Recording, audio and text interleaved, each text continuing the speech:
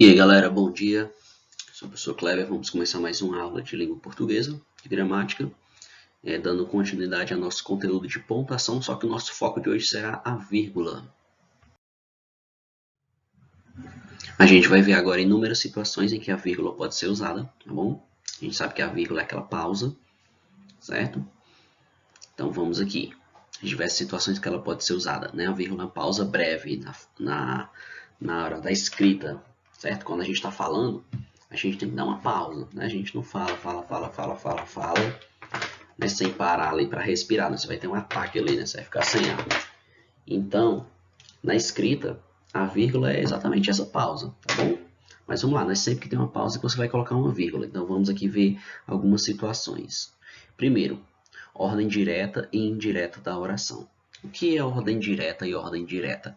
Pessoal, ordem direta é quando o próprio personagem está falando, certo? Em uma narrativa. E ordem indireta é quando o narrador fala pelo personagem. Então ambas situações podem ter vírgula. Vamos ver aqui algumas situações, ó, onde a gente tem aqui. O presidente ofereceu um jantar aos empresários algumas semanas após as eleições. Vamos ver aqui no próximo slide para dar continuidade nesse aqui. Bom, então naquela situação anterior ali de o presidente oferecer um jantar aos empresários uma semana após as eleições, naquela situação não vai ter a necessidade da vírgula, porque percebam, galera, que é uma oração só, um período só, certo? E então não tem ali a necessidade de você separar ali o sujeito e o predicado ali com uma vírgula, tá bom? Mas vamos ver que em situações como, por exemplo, quando o predicado ele é deslocado. Então a gente tem aqui, os corredores terminaram a maratona exaustos. Certo, beleza, nessa situação aqui também, como é uma situação direta aqui, ó, de quem terminou a maratona exausto? Os corredores. Tem um sujeito e terminaram a maratona exausto é o predicado. Então, novamente, semelhante à situação anterior, não tem a necessidade aqui da vírgula. Mas já nessa outra aqui, ó, comprou joias, roupas, sapatos e brinquedos. Perceba que comprou joias, eu tenho uma oração, certo? Então, como não tenho nenhuma conjunção aqui, um sindeto conectivo, eu tenho que colocar a vírgula para fazer aquela pausa. Comprou joias, roupas, né? Para dizer que comprou roupas, então comprou joias, roupas, sapatos e brinquedos. Então, usei vírgula nessas situações. Porque eu estava aqui fazendo uma enumeração, estava dizendo o que tanto ele tinha comprado. Comprou joias, comprou roupas, comprou sapatos. Então, eu separo com vírgulas essa enumeração. Objeto pleonástico. Então vamos aqui, ó. Aos devedores, perdoei-lhes as dívidas.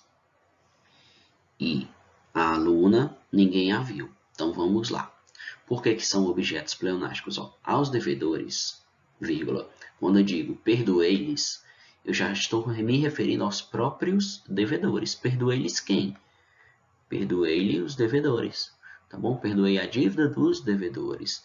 Então, nessa situação, nesse objeto pleonástico, eu coloco vírgula. Professor, ainda não entendi o que é pleonástico. Pleonástico, galera, se liga, essa parte aqui, ó. Perdoei-lhes, porque faz uma referência aos próprios devedores. Então, não precisaria colocar aqui, ó. Aos devedores, perdoei-lhe os devedores. Não, porque perdoei-lhes já são os próprios devedores, tá bom? Outra situação pleonástica é a aluna, ninguém a viu. Não preciso falar aqui a aluna, ninguém a viu a aluna, porque eu já sei que ninguém a viu, estou me referindo à aluna. Então, nessas situações que são pleonásticas, você coloca vírgula. Elipse do verbo. Elipse é quando um verbo ele é omitido, né? E mesmo assim a gente consegue compreender. Ó. Ela prefere filmes românticos. O namorado, de aventura. Então, perceba que o verbo preferir aqui foi omitido na segunda situação. Ó. Ela prefere filmes românticos, o namorado prefere filmes de aventura, mas não precisa colocar o prefere aqui de novo, certo? Porque, como eu já usei o verbo na primeira situação aqui, então eu posso omitir ele na segunda situação. Isso é um elipse. E o que é um elipse? É quando um verbo ele deixa de ser dito, ele é omitido na segunda vez, só que mesmo assim a gente consegue compreender. Isso não altera o sentido da frase, certo? A compreensão da ideia final, a coerência dela. Bom, a gente tem aqui situações com o vocativo, certo? Ou seja, a vírgula quando tiver uma situação de vocativo. Aí nós temos aqui, ó, crianças fiquem em silêncio. Olha, se eu estou aqui querendo chamar a atenção, por exemplo, das crianças, né? Eu poderia colocar uma vírgula aqui, ó, crianças, fiquem em silêncio. Mas também se eu quiser ler sem a vírgula, ficaria crianças, fiquem em silêncio, tá bom? Então, a vírgula aqui vai mudar o quê? Vai mudar a minha forma de ler, certo? Quando tem vírgula, eu tenho que fazer uma pausa. Nós temos outra aqui, ó, deixe Maria a luz acesa. Aí se eu colocar uma vírgula,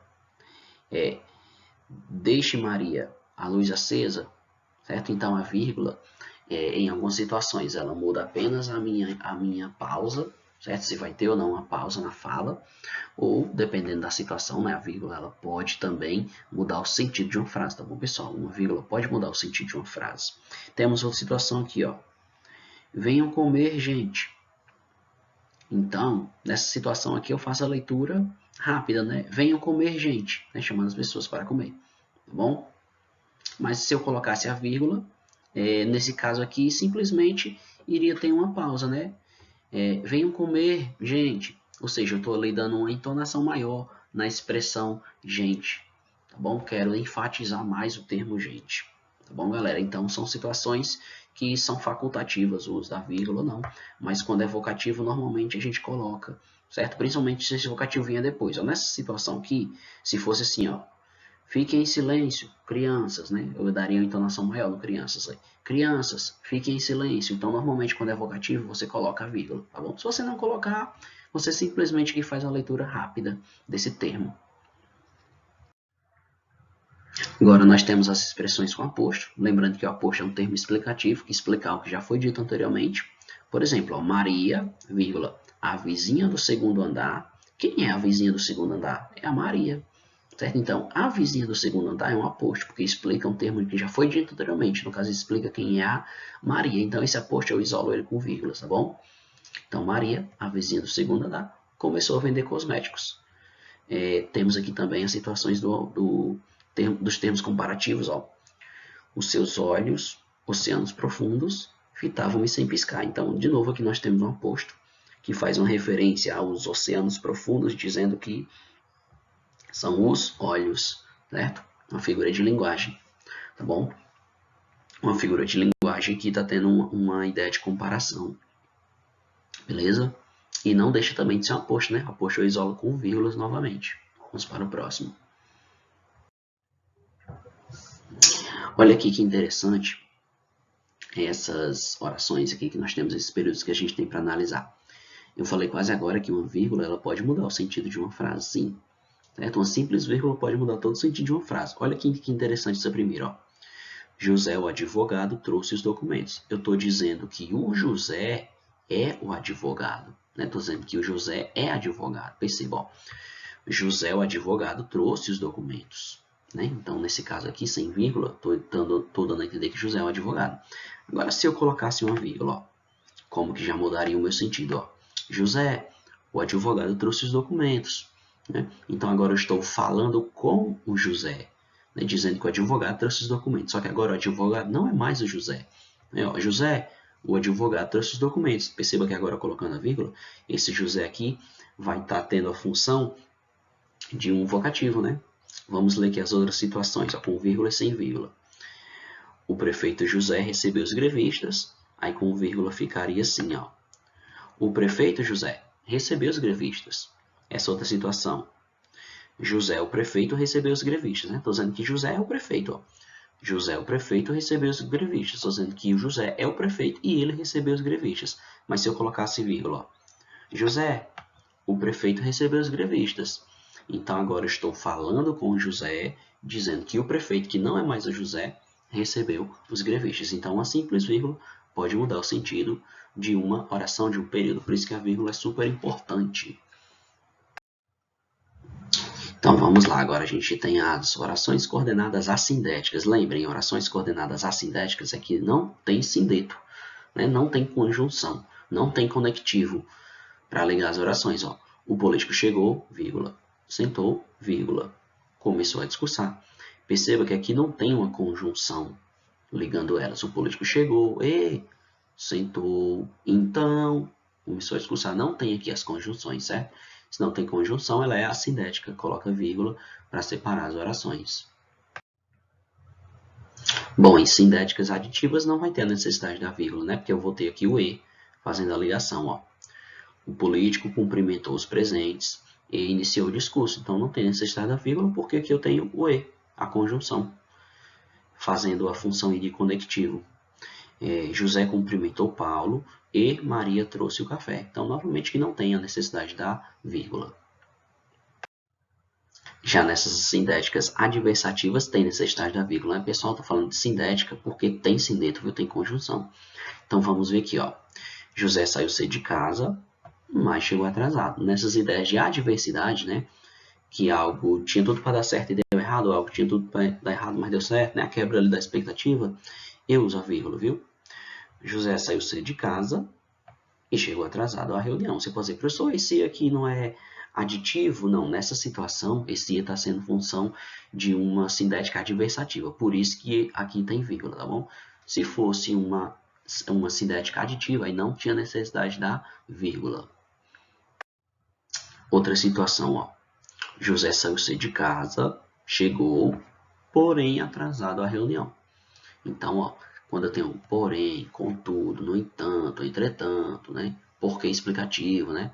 Todas essas expressões, elas regem aqui o verbo, tem a necessidade de colocar um verbo, tá bom? No caso aqui, antes e após, beleza? Para dar essa pausa, essa entonação. As alternativas, né? Sindética alternativa, elas também têm a vírgula, certo? Ó, ora viajava com a família, ora viajava a trabalho, né? Ora, certo? Ou, beleza? Ganhará o torneio a equipe brasileira ou a equipe vencedora será a Argentina. Então, quando eu tenho alternativas para optar por uma ou por outra, né? Uma exclui a outra também mutuamente. Então, nessas situações, eu necessito do uso da vírgula. As orações coordenadas sindéticas explicativas também, né? Falei quase agora, né? Aquele porquê explicativo tem que usar vírgula. É um exemplo disso, ó. Fale depressa que eu preciso ir embora. E ele deve estar doente porque faltou a reunião. Ó, esse porquê junto, sem acento, ele é explicativo. Então, você usa vírgula também nessas situações. O mesmo ocorre com as orações conclusivas. Está faltando água nas represas, portanto, haverá racionamento. Está faltando água nas represas, haverá, portanto, racionamento. Falei quase agora para vocês, né? Portanto, então, ademais, o trocinho, o porquê, né? O pois, né? Então, todos esses termos aí explicativos, todos esses termos conclusivos, todos esses termos conectivos aí, eles devem servir, devem vir com o auxílio da vírgula, tá bom? Chegamos aqui nas orações coordenadas, nas orações subordinadas substantivas. Nesse caso aqui, fica facultativo o uso da vírgula. Espera-se que ele concorde com nossas ideias e espera-se que, durante a reunião, ele concorde com as nossas ideias. Vai depender de como você vai montar a sua oração, certo? Nesse caso aqui, como ele quis utilizar o termo durante a reunião, aí ficou adequado usar vírgula. Espera-se que, durante a reunião, ele concorde com as nossas ideias. Perceba que tem uma pausa, né? Já nessa primeira situação, como eu tenho que ler ela mais rápida, direta aqui, não precisa. Espera-se que ele concorde com as nossas ideias. Então, não precisa da vírgula na primeira situação.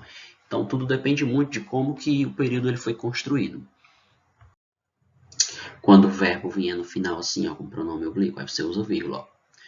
Que concorde com nossas ideias, espera-se. Né? O verbo veio no final, né? Então você separa aqui com a vírgula. Tem uma pausa aí. Outra situação que é: há na vida um regulamento, que não deixemos de ser feliz. Então, quero dar uma entonação maior nessa segunda parte, uma atenção maior, que não deixemos de ser feliz, para indicar qual é esse regulamento da vida. A vírgula que foi importante nessa pausa, foi importante, então coloca a vírgula. Chegamos agora nas orações adjetivas, orações subordinadas adjetivas, quando ela for explicativa. Galera, da explicativa para restritiva, a única diferença que existe entre elas é o uso de uma vírgula, tá bom? Então, quando for explicativa, tem vírgula. Ó. O elefante africano, que é um animal terrestre, chega a 4 metros de altura. Então, tem vírgula, ela fica explicativa. O Brasil, que é o maior país da América Latina, é grande também na desigualdade social. Então aqui novamente tem vírgula porque elas são explicativas. Diferentemente da restritiva, as orações subordinadas adjetivas restritivas, elas não possuem vírgula. Os animais que comem carne classificam-se como carnívoros, não tem vírgula. Professor, e se eu colocasse aqui vírgula? Os animais, vírgula, que comem carne, vírgula, classificam-se como carnívoros. Ela deixaria de ser restritiva e passaria a ser explicativa, tá bom? Agora, quando as orações adjetivas elas são restritivas, elas não têm vírgula. As pessoas que são boas ajudam o próximo, não tem vírgula porque ela é restritiva. Se eu quisesse colocar vírgula, ficaria as pessoas que são boas ajudam o próximo. Aí ela ficaria explicativa, tá bom? Porém, sem vírgula ela é restritiva. Então vamos ver se vocês entenderam. Ó. O meu pai, que era jardineiro, tratava as flores como filhas. Como não tem vírgula, ela é restritiva. Bom, como não tem vírgula, ela é restritiva.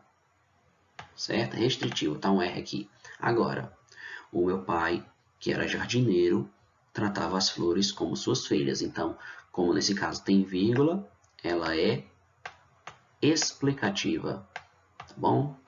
Explicativa. Beleza? Então, essa é a diferença, né? Sem vírgula restritiva com vírgula explicativa. Isso quando a gente estiver falando das orações adjetivas. Então, bem simples aí essa regrinha. Agora, quando a gente estiver falando de orações subordinadas adverbiais. Então, vamos lá. Quando elas estiverem na ordem direta, o que é a ordem direta? A ordem direta é primeiro o sujeito, né? Depois o verbo, a locução verbal, né? Teria sido, né? E depois, né, os seus objetos, os restantes complementos da oração. Então, quando ela estiver na ordem direta, não precisa. Então, vamos lá. José teria sido aprovado se tivesse feito o trabalho. Professor, não estou entendendo o que é a ordem direta. Galera, a ordem direta é o seguinte. Ordem direta é a maneira natural como a gente fala, como a gente aprende a falar. Né? A gente aprende a falar assim na ordem direta. Primeiro a gente usa o sujeito, o pronome, né? Eu. Depois a gente usa um verbo, né? Estou. Depois a gente usa a complementação desse verbo, nesses objetos, né? Conforme. É assim que a gente aprende a falar.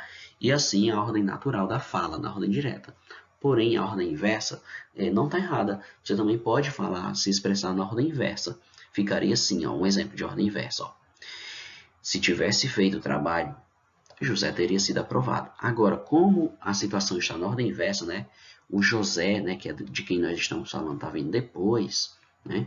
Depois é que o José que está vindo. Então, nessa situação, eu coloco a vírgula quando for ordem inversa. E também existem as orações subordinadas adverbiais quando elas estiverem intercaladas. Como assim? Então, vamos lá. É meio que uma junção da ordem direta com a ordem inversa. Ó. José, se tivesse feito o trabalho, teria sido aprovado. Então, ó, separei, isolei com vírgulas.